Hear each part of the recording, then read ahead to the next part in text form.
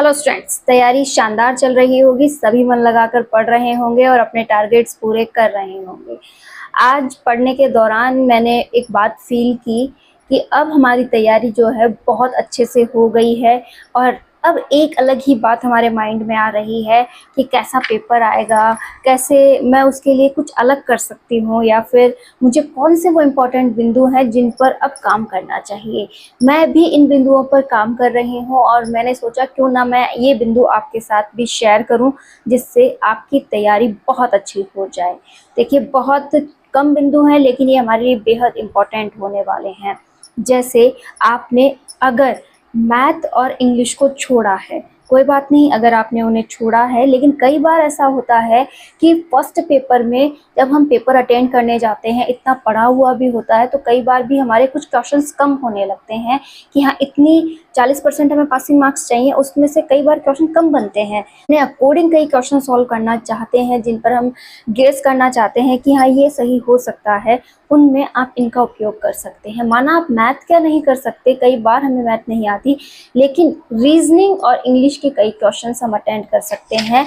तो इतनी बड़ी इंग्लिश के सिलेबस को, रीजनिंग के सिलेबस को तो हम पूरा नहीं कर सकते, लेकिन कुछ ऐसे बिंदु हैं जिन पर कई बार क्वेश्चन बनते हैं, उनको हम तैयार कर सकते हैं। और इन्हें भी कैसे तैयार करना है वो भी मैं आपके साथ शेयर करूंगी। जैसे आपने इंग्लिश को लिया, इंग्लिश में passive voice and direct indirect एक आपके पास हो जाता है आर्टिकल्स। ठीक है, ये वो क्वेश्चंस हैं जो ज़्यादातर पूछे जाते हैं, या फिर हम कहें कि आप बिलोंग भी इसमें देख सकते हैं। तो ये वाले टॉपिक्स हमारे पास बहुत ज़्यादा पूछे गए हैं आज तक के पेपर्स में। तो आप पैसिव वॉइस को, डायरेक्ट इनडायरेक्ट को, सफिक्स को और हमारे जो प्लूरल वगैरह हैं उन्हें शॉर्ट ट्रिक्स के माध्यम से समझ लें। कि एक वीडियो सर्च करें यूट्यूब वगैरह पर कि कैसे पैसिव वॉइस के लिए हम ट्रिक्स लगा सकते हैं, एक सर्च करें डायरेक्ट इनडायरेक्ट को हम कैसे सॉल्व कर सकते हैं। तो इन बिंदुओं से आपका इंग्लिश का टॉपिक क्लियर हो जाएगा, उस टॉपिक से जिन्हें भी हम पढ़ सकते हैं। जैसे मैं बात करूं मैथ की, मैथ को हम पूरा तो नहीं पढ़ सकते इतने कम समय में, लेकिन अगर आपने सिलेबस अच्छे से कर लिया है और थोड़ा सा भी समय आपके पास है तो ये बिंदु आप ज़रूर कर लीजिएगा। पहला बिंदु आपके पास है शंकु का। शंकु, गोला और बेलन, ये एक ही जगह मिल जाएंगे आपको सभी।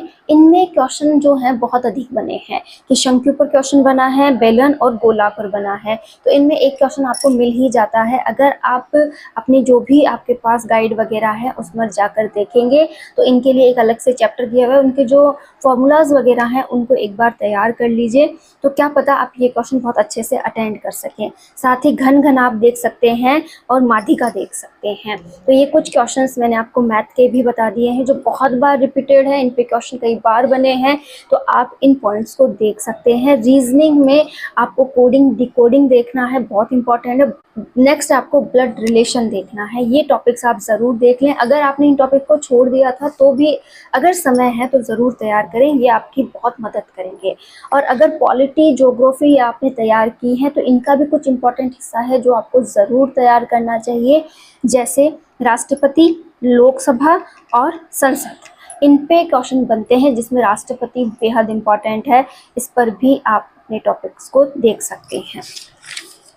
इसी के साथ ज्योग्राफी की मैंने बात की थी, ज्योग्राफी में आप देख लीजिएगा जनगणना। जनगणना आपको जो है, आप माने तो करंट अफेयर्स में भी आपको 100% क्वेश्चन मिल ही जाता है, या फिर आप उसे ज्योग्राफी में काउंट कर सकते हैं, लेकिन जनगणना को ज़रूर देख लें। और एक आपके पास सौर ऊर्जा, जो कि नया नया टॉपिक है, सौर ऊर्जा परियोजनाएं वगैरह, इन पर आपको टॉपिक पढ़ना है पूरा। इसी के साथ आप देख लीजिएगा नदियाँ वगैरह। ठीक है, नदियों पर भी क्वेश्चन कई बार पूछे गए हैं। नए जिले बने हैं तो जिलों पर क्वेश्चन आना संभाविक है कि हाँ, जिलों पर क्वेश्चन आ सकता है, तो आप ये देख लें।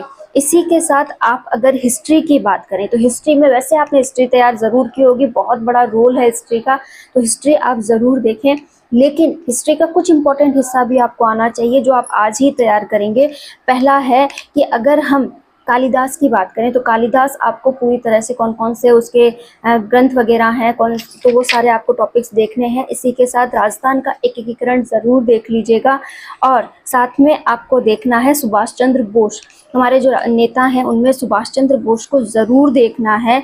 इसी के साथ कालीबंगा जो सभ्यता है उसे देख लीजिएगा, और प्रजामंडल देख लीजिएगा। ये क्वेश्चन तो आपको 100% देखने ही हैं, बाकी तो देखो हिस्ट्री इंपॉर्टेंट है, हिस्ट्री पर क्वेश्चन बनेंगे ही। इसी के साथ हिंदी आपको एक रीडिंग जरूर लगानी है, आपने लगा भी ली होगी। उपसर्ग, प्रत्यय, विलोम शब्द, संधि, इन पर क्वेश्चन बनने ही हैं। मैथ का मैंने आपको बता ही दिया है, पॉलिटी हो गया।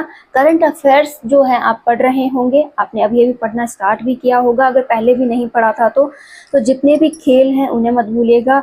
योजना, इन 6 महीनों में जो भी योजना हुई है उन्हें आप कंप्लीटली तैयार कर लें। जितने भी सम्मेलन हुए हैं उन्हें तैयार कर लें, और जो खेल तैयार करने ही हैं वो आपको करने होंगे। जो खेल हैं उन्हें भी आप अच्छे से तैयार कर लें। तो फर्स्ट पेपर में अगर हम history, polity, geography, current affairs वगैरह में देखें तो ये क्वेश्चन बहुत अच्छे से हमें उपयोगी रहने वाले हैं।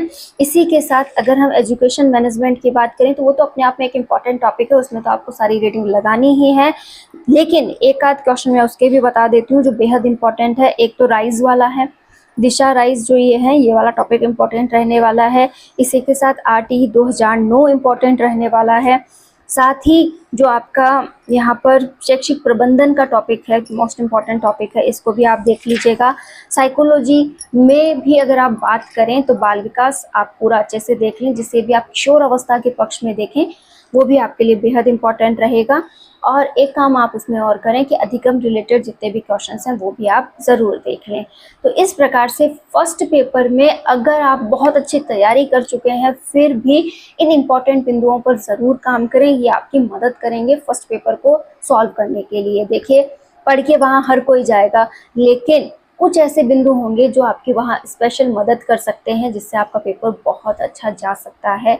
तो इन टॉपिक पर आप अब काम ज़रूर करें, ये आपको फर्स्ट पेपर क्लियर करवाने में मदद करेंगे। All the best.